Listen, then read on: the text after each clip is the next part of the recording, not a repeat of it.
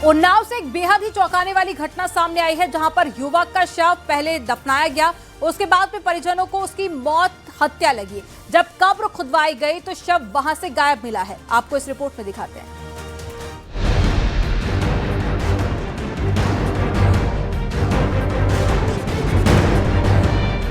कब्र से गायब हो गया शव।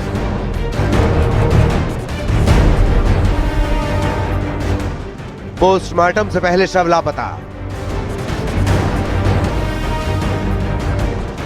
चादर मिली, शव नहीं मिला।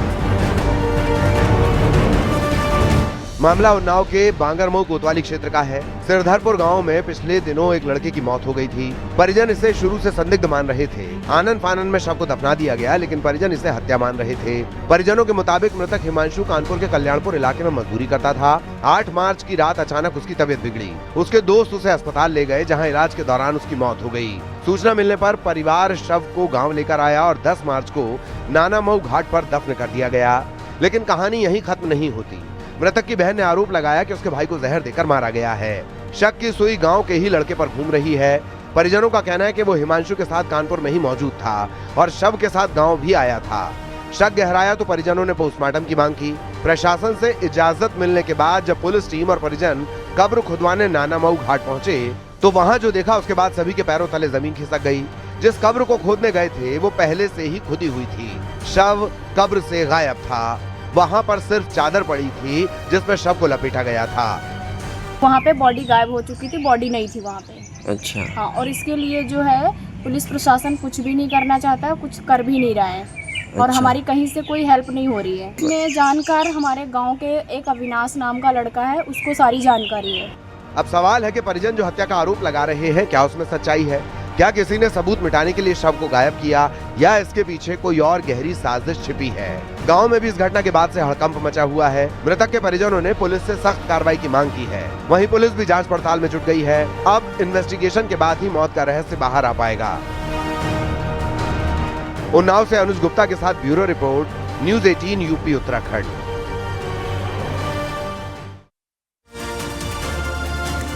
कानपुर में एक ग्राहक को मजाक करना भारी पड़ गया है। वो सामान लेने के लिए दुकान गया था, तभी उसने टूटी सड़क को लेकर कमेंट किया।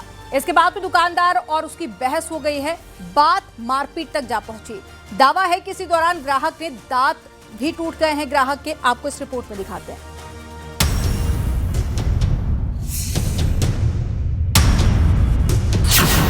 मजाक करना पड़ गया भारी। दुकानदार ने ग्राहक के दांत तोड़े। हंसने हंसाने और माहौल को हल्का करने के लिए कई लोग मजाक करते हैं, लेकिन ये सामने वाले पर निर्भर होता है कि वो उस मजाक को किस तरह लेता है। कानपुर में ग्राहक दुकानदार के पास सामान लेने गया, जहां उसने थोड़ा सा मजाक कर दिया, लेकिन उसे पता नहीं था कि मजाक की बड़ी कीमत चुकानी पड़ेगी और उसे अपने 3 दांत गंवाने पड़ेंगे। कानपुर के रावतपुर थाना क्षेत्र की ये चौंकाने वाली घटना है। शाम का वक्त था। ग्राहक रोज की तरह पास की दुकान में दूध लेने गया, जहां ग्राहक ने टूटी सड़क को लेकर मजाक किया। दुकान के सामने लंबे समय से सड़क टूटी पड़ी है। ग्राहक ने हंसते हुए दुकानदार से पूछ लिया कि ये सड़क कब बनेगी। दावा है कि दुकानदार को ये बात नागवार गुजरी। आरोप है कि देखते ही देखते मजाक का माहौल तनाव में बदल गया। दुकानदार आग बबूला था। दोनों की बहस होने लगी। मामला शांत नहीं हुआ। इसके बाद बात हाथापाई तक पहुंच गई। आरोप है कि दुकानदार ने ग्राहक को जबरन दुकान में अंदर खींच लिया। पीड़ित के मुताबिक दुकानदार का बेटा भी आक्रामक हो गया। उसके बेटे ने तो उसकी डंडों से भी पिटाई की। हाथापाई के दौरान ग्राहक के 3 दांत टूट गए। वो लहूलुहान हो गया। इतना ही नहीं, दावा है कि मारपीट के बाद दुकानदार ने उसे ताना भी मारा और कहा, लो सड़क बन गई है। इसके बाद पीड़ित अपने टूटे दांतों को लेकर सीधे रावतपुर थाने पहुंचा। वहां उसने जो बताया, पुलिस भी सुनकर हैरान थी। पीड़ित ने लिखित शिकायत दी। दुकानदार को भी थाने लाया गया। बताया जा रहा है कि बाद में दोनों पक्षों के बीच समझौता हो गया। कानपुर की ये घटना कई सवाल खड़े करती है, जो संवेदनहीनता को दिखाता है। मजाक में शुरू हुई बात मारपीट तक पहुंच गई और एक शख्स को अपने 3 दांत गंवाने पड़े। Bureau report, news 18, UP Uttarakhand.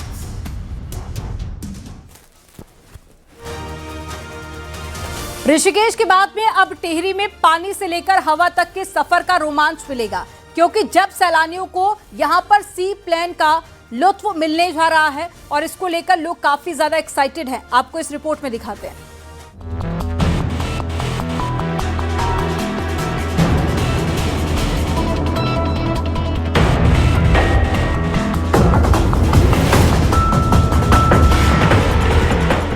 Tehri में शुरू हुआ सी प्लेन का रोमांच।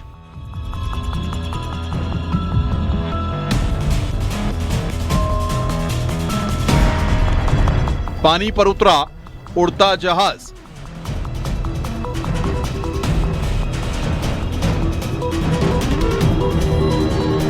हवा में उड़ान, पानी में लैंडिंग।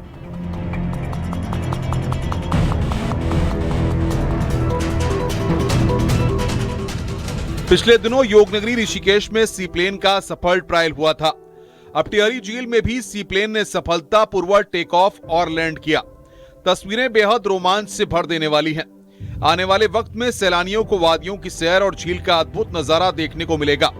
टिहरी भी पर्यटन के नए आयाम गढ़ने वाला है, क्योंकि टिहरी में अब सैलानियों को हवा के और पानी के एक साथ अलग अनुभव मिलने जा रहा है। ये कोई पानी का जहाज नहीं, बल्कि ये है सी प्लेन, जो टिहरी के पर्यटन को अब एक और पहचान दिलाने जा रहा है। 19 सीटर सी प्लेन की सफल वाटर लैंडिंग के साथ एक नया अध्याय जुड़ गया है। जो भी मौके पर मौजूद था उसके लिए यादगार लम्हा बन गया। हर कोई इस अद्भुत दृश्य को अपने मोबाइल कैमरे में रिकॉर्ड करना चाह रहा था। ये सी प्लेन एक विशेष प्रकार का विमान है जो नदी, झील या समुद्र की सतह से उड़ान भरने के साथ साथ लैंड भी कर सकता है। एक्सपर्ट के मुताबिक इसे टेक ऑफ करने के लिए 300 से 500 मीटर के जलाशय की जरूरत पड़ती है। मुख्य रूप से पर्यटन और दुर्गम क्षेत्रों में कनेक्टिविटी के लिए उपयोग किया जाता है। ये जमीन के साथ साथ पानी में उतरने में सक्षम होता है। दूर से देखने पर यह पानी वाला जहाज भी लग सकता है। टिहरी बांध की झील में सी प्लेन उतारने की टेस्टिंग लंबे समय से चल रही थी। स्काई होप प्राइवेट लिमिटेड की ओर से सी प्लेन का ये ट्रायल किया गया। प्लेन ने पहले जौलीग्रांट एयरपोर्ट से उड़ान भरी और उसके बाद टिहरी झील में लैंड हुआ। अभी 2 दिन तक ट्रायल चलने वाला है। टिहरी झील में सी प्लेन सेवा शुरू होने से उत्तराखंड के पर्यटन को नई उड़ान मिलने वाली है। इससे राज्य के विकास की दिशा में एक अहम कदम माना जा रहा है।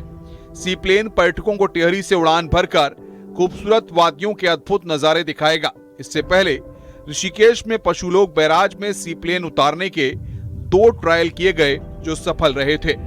Bureau report, news 18, Uttar Pradesh, Uttarakhand.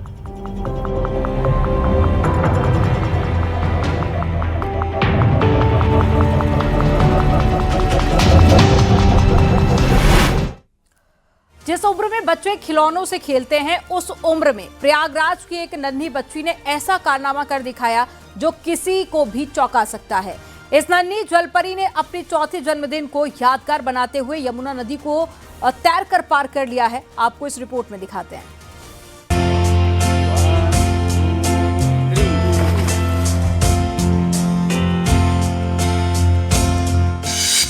4 साल की बच्ची जिसके अभी दूध के दांत भी नहीं टूटे, ना ही उसने स्कूल जाना शुरू किया, लेकिन उसका इरादा मजबूत है। वो लहरों का मुकाबला करने के लिए यमुना में कूद पड़ी। प्रयागराज के नैनी इलाके का महेवा, यहीं रहती है 4 साल की सत्या भारती। मासूम चेहरा, तोतली बोली और हौसला ऐसा कि बड़े बड़े तैराक भी सोच में पड़ जाएं। सत्या ने अपने चौथे जन्मदिन पर यमुना की 900 मीटर की दूरी तय की, और वो भी महज 21 मिनट 28 सेकंड में। ये कोई आम उपलब्धि नहीं। सोचिए, छोटी सी बच्ची में इतना जुनून और हिम्मत कहां से आई। सत्या पिछले 1 साल से तैराकी सीख रही है। उनके कोच त्रिभुवन निषाद, जो कई दशकों से बच्चों को स्विमिंग सिखा रहे हैं, उनका कहना है कि जब सत्या के पिता 1 साल पहले उनके पास उसे लेकर आए तो वो भी बच्ची से काफी प्रभावित हुए। जब स्विमिंग की ट्रेनिंग की शुरुआत हुई तो प्रतिभा नजर आ गई। आज वही नन्ही बच्ची पानी की लहरों से दोस्ती कर चुकी है।